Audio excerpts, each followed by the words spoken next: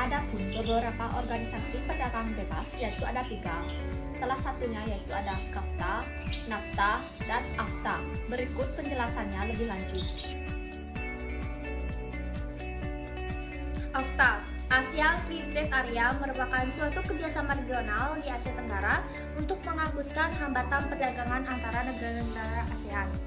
AFTA didirikan pada tahun 1992 di Singapura pada saat berlangsungnya konferensi tingkat tinggi ASEAN keempat.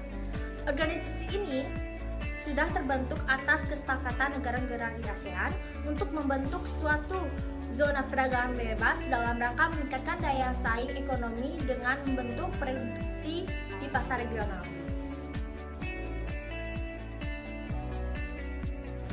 Di sini saya akan menjelaskan CAFTA atau China ASEAN Free Trade Area disepakati pada bulan November 2001 di KTT ASEAN ke-7 yang diselenggarakan di Bandar Sri Begawan di Brunei Darussalam.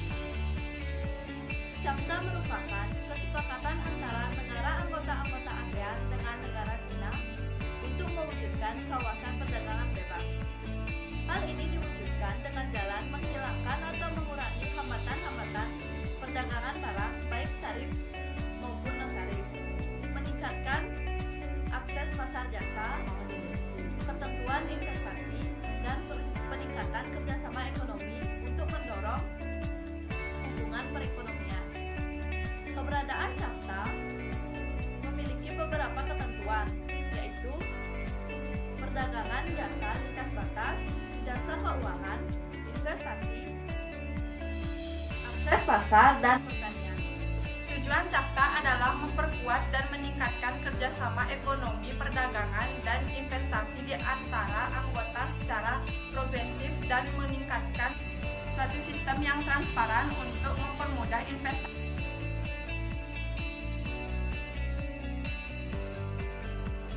North America Free Trade Area atau NAFTA merupakan suatu bentuk kerjasama perdagangan bebas di wilayah Amerika Utara yang beranggotakan Amerika Serikat, Kanada, dan Meksiko.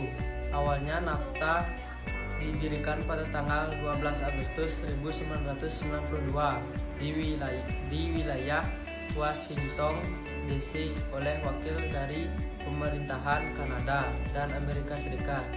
Perjanjian berlaku efektif pada tanggal 1 Januari 1994. Latar belakang pembentuknya FACTA adalah adanya perubahan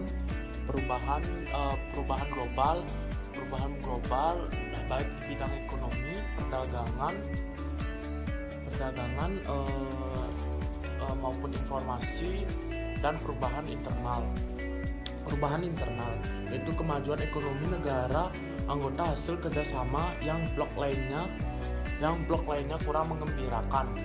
Penggalan persatuan regional untuk meningkatkan posisi dan daya saing.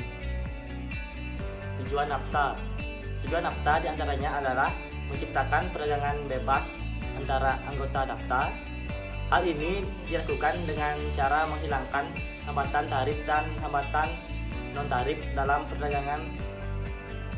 Selain itu, NAFTA dibentuk untuk meningkatkan pertumbuhan ekonomi dan kesempatan kerja melalui peluang investasi di kawasan Amerika Utara, serta promosi kondisi persaingan yang adil.